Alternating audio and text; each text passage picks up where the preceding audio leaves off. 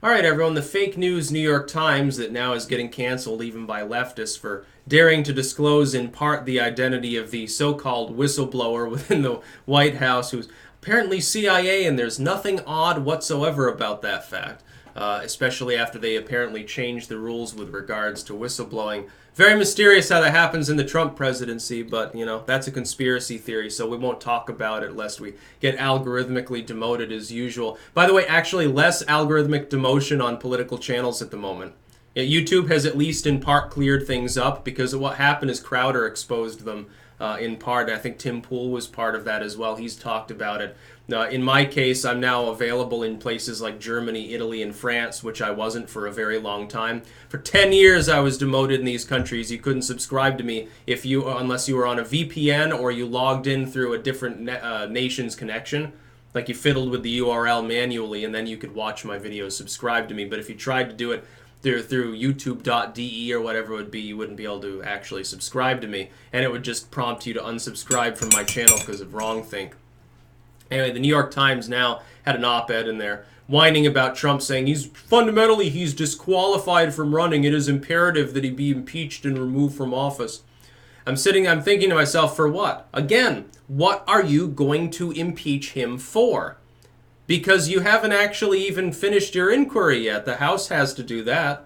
Then they have to send it to the Senate. Mitch McConnell will put it on the table, promptly destroy it with a partisan vote where the Republicans will reject it, and he won't get removed from office. Why is it imperative? And I think I know the answer from the New York Times and from the far left. The answer is this. The reason why they want Trump impeached and removed from office is because they can beat Pence. They can beat Jeff Flake. They can beat Walsh or Weld or whoever would be actually running. They can't beat Trump. He's completely hoodwinked them. He's running circles around them. They can't beat him in the normal way. They can't beat him in an election. When Trump comes out, for very much defensive, self-serving partisan reasons, admittedly, and says, well, they're just trying to get me out of the way because they know the Trump train will run them over, essentially. Yeah, he's right. For partisan reasons, but he's still correct. Who's going to beat him? Joe Biden? That would be really funny. Joe Biden will probably collapse at a debate at some point if he's in the general election. Health issues about Hillary Clinton, 5 years his junior when she was running, would come back anew as Joe Biden's eye fills with blood as Trump antagonizes him into stroking out or having an aneurysm burst live on the TV set. That would be funny. Elizabeth Warren. Nothing says can resist antagonism like a woman who stared like she was a deer in the headlights when she was questioned on the fact that she was like Rachel Dolezal. That'll go over really well. Someone who lied for 50 years about their ethnicity. That sure as hell doesn't take the race card out of the race arrow out of the Democrats' quiver for the general election. Totally doesn't destroy their ability to use arguably one of their most effective long-term attacks.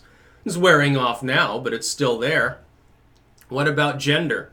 That's going to be awfully hard. Elizabeth Warren rambling about gender when all of Kamala Harris's fans will be nipping at her heels. The whole fucking general, if she is nominated. Bernie Sanders. Oh, a socialist. Yeah. A socialist from a state that's not even competitive, so he gains no advantage in that. A socialist who at this point is a shell of his former self, admittedly is no longer as energetic or well-spoken as Sanders was years ago. In 2016 or in any of the elections that he's waged before that. Sanders is not a young dude anymore. He was already over the hill in the last election. He already had age. Age was already an issue in 2016. Look, we're about to potentially re-elect a man who I think it would be like 74 at the time that he's re-elected. He'll be the oldest president ever. He already is the oldest president that got elected first term-wise. Eclipsing Ronald Reagan, who had been, very old before. Reagan, by his second term, by the end, he had dementia. Fucking look at his speeches towards the end of his presidency. Compare him to the speeches from even a few years before that in his second term, when he was already embattled. There's no similarity at all. Totally different people. The light had gone out of his eyes, so to speak. That vibrant young man in his mid-60s all of a sudden was an old man in his 70s. It's very funny how this works within presidential politics. We're talking about Trump's age potentially being an issue. And it is. When you're talking about, look at the temp field. Biden's 74, 75. Sanders like 77 or something. Warren's 71.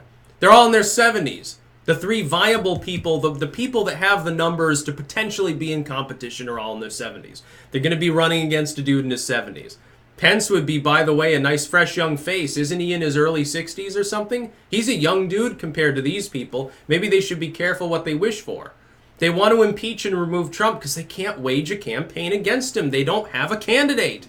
Biden cannot win. Joe Biden is a nostalgia candidate. Joe Biden is the old, less well-spoken, health-compromised version of Obama who Obama won't even fucking endorse. If he becomes the nominee, it might take time for him to convince Obama to endorse him. Wouldn't it be funny? Joe Biden becomes the candidate. Obama has to go out and stump for him and stuff, and you can just tell at that point he's like, yeah, we're not going to win this. Fuck. My former running mate just can't fucking cut it. The Democrats are going to lose. Jesus Christ, we're going to get term 2 of Donald Trump because of my fucking VP. Fucking Biden. That's how it would work. Obama would be rightfully very pissed off at the DNC for allowing him to become the nominee. Which is why I think he'd prefer Warren too. I think the reason he hasn't endorsed, he doesn't want to throw Biden under the bus because it'll look really, really fucking bad for Obama and really, really bad for the Democrats. He's got to wait though. I think that they want Warren. I think it's likely. They want to coronate Elizabeth Warren.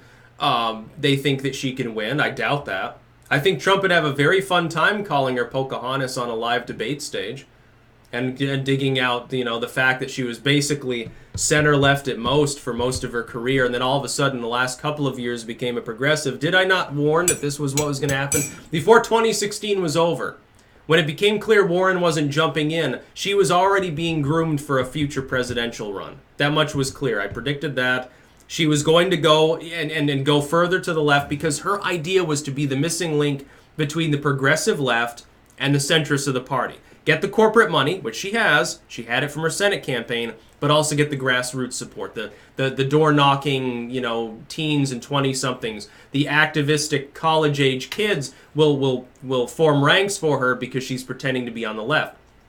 The only unforeseen thing, and this has been a problem for Warren, with the new Green Deal stuff, is the rise of the AOC left during the midterms. That has really thrown a wrench into her plans because it's forced her to go far further to the left than I think initially she wanted to go. Initially, she wanted to be a little bit less leftist than Bernie Sanders. And he, of course, he's not changing his platform for anyone. He's had the same views since the 70s. He's rock solid. He ain't changing shit. Unfortunately, that means because he's not willing to abandon his actual principles and go even further to the left, say, yeah, socialism is great, but here's a Mao poster. We're going full commie now. Fuck you. The fact that he's not willing to do that, like an AOC would be willing to do, is actually a detriment to Bernie Sanders. And I don't think he'd win anyway. He's a socialist. Most Americans, especially independent voters, do not support socialism. Get over yourselves. Oh, socialism shouldn't be a dirty word. Look at democratic socialism. It's so nice. It's nice until it collapses. It's nice when you can take a system that's actually very capitalistic and successful and render it into socialism by arguing that welfare happens to exist there. Oh, then socialism, at least short-term, works fine in such a situation. Propped up, by the way, in Scandinavia's case, by massive amounts of fossil fuels that none of these people seem to want to pump out of the ground. Wow, it's interesting how that works. Energy is almost valuable. Yeah, my country pollutes the whole planet, but we have solar panels and windmills here, and we pay lip service to Mao Zedong, so fucking leave us alone. Oh, that's a great system, says Bernie Sanders. Oh, it's so wonderful, says Elizabeth Warren. We should be just like that. Yeah, we should pump more oil out of the ground. Absolutely, I totally agree with you. And you should let private companies do it. It'd be funny if Bernie Sanders is like, well, I've seen the light. Actually, I'm not so much into environmentalism anymore. I just want the oil to be taken out. We'll have public shares of the oil company stuff. Everyone can get money from it. We'll do like Alaska does, actually. Every citizen will get like a check. Yeah, that could work. That's okay. We'll have our own Gazprom sort of situation set up. Yeah, and wreck the world economy in the process. Jesus. Now, the New York Times whining about impeachment. Of course you want to impeach Trump. He insults the New York Times. Wah. And he can't be beaten by the Dem frontrunners. Wah. They're not going to win. Because none of them are qualified. They're not going to be able to out-debate the dude. Trump is already known for saying weird, off-the-wall shit all the time. He still won the election despite that, and he gets people whipped up, and he has a very large, very hardened core fan base. None of the Democrats have this. Biden does not seem to have fans. Biden has people willing to settle for him. Elizabeth Warren has fans, but it's not a third of the U.S. population, and I think there are at least as many people who could never support her, including a lot of people in the center. Hell, when she's going to have the corporations going back to Trump's side, geez, I mean, he'll outspend her 10-1. It'd be hilarious, because the Democrats are the ones that need the big money style campaigns now. Her hybrid style campaign strategy can only work during the primaries. There's no way she can legitimately export that to a general election that's going to cost $1 billion.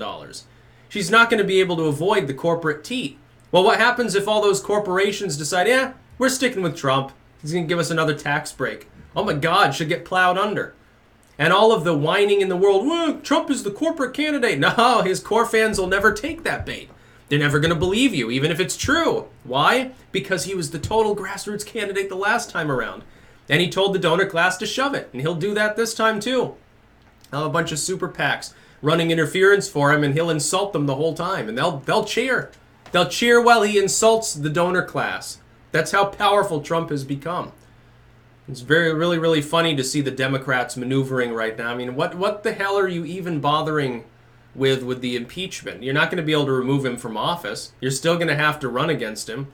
I think Pelosi is the only smart one, actually. I think Pelosi just wants the inquiry over his head during the election. Well, that's going to get old. You peaked too quickly. You should have waited a few months. Maybe Trump decided to get this all out of the way. I'm going to let them run themselves in circles now. They'll exhaust themselves, and then, I'll sweep them aside without too much difficulty when the general election hits. He doesn't even have a candidate right now to run against. We don't know what Democrat it's going to be. We have a pretty good estimation that it'll be Warren, Biden, or maybe the outside chance of Sanders or Buttigieg. But I mean, there's decreasing amounts of time for anyone to distinguish themselves enough to even bother staying in past Super Tuesday. By the end of Super Tuesday, half the field will be gone because they won't have any money to continue running. At that point, it's no longer lucrative. There's a trade-off. At some point, the fact that you're there to get increased book sales or sell mugs or t-shirts like Beto always does and get rich quick like he wants to do, at some point that stops being a viable economic opportunity because your support dwindles. People say, well, it's inevitable, you need to drop out, fucking get out of the way. It'd be funny. Beto O'Rourke, who's now 6th or 7th or something, he's at the Booker and Yang level. It'll be funny to see what he does after he loses. What's he going to do for a living? I guess he can package some of that magic dirt and he can sell it with the Beto brand. That's about all. Peace out.